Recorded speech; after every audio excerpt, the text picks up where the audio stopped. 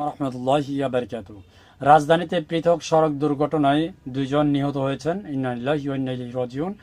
রাজধানীতে পৃথক সড়ক দুর্ঘটনায় 2 জন নিহত হয়েছেন। রবিবার 15 ফেব্রুয়ারি দিবাগত রাতে পৃথক দুটি স্থানে এই দুটি ঘটনা ঘটে। নিহতরা হলেন শ্যামপুরের আব্দুর রহিম ও মুগদার নয়নমণি।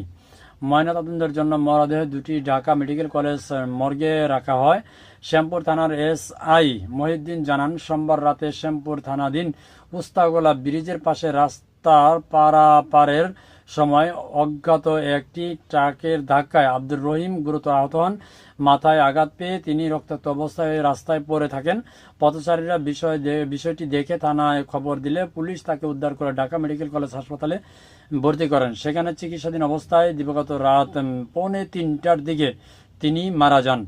নিহত আব্দুর রহিম সিরাজগঞ্জের তারাস উপজেলার উত্তর মথুরামপুর গ্রামের আব্দুর রহমানের ছেলে।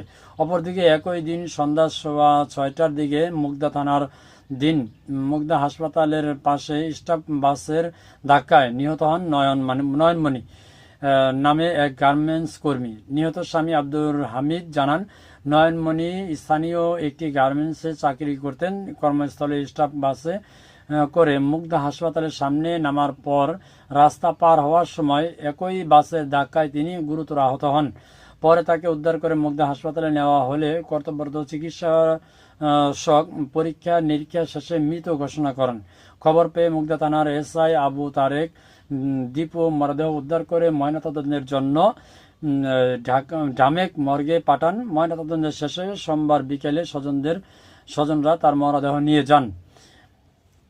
আসলে রাস্তা যারা পারাপার করেন খুবই সাবধান, কারণ বিশেষ করে লোকাল যে বাসগুলো আছে বা লোকাল যে ট্রাকগুলো আছে এরা কিন্তু বেপরোয়াভাবে বাস চালান, আপনারা সবাই অবগত আছেন।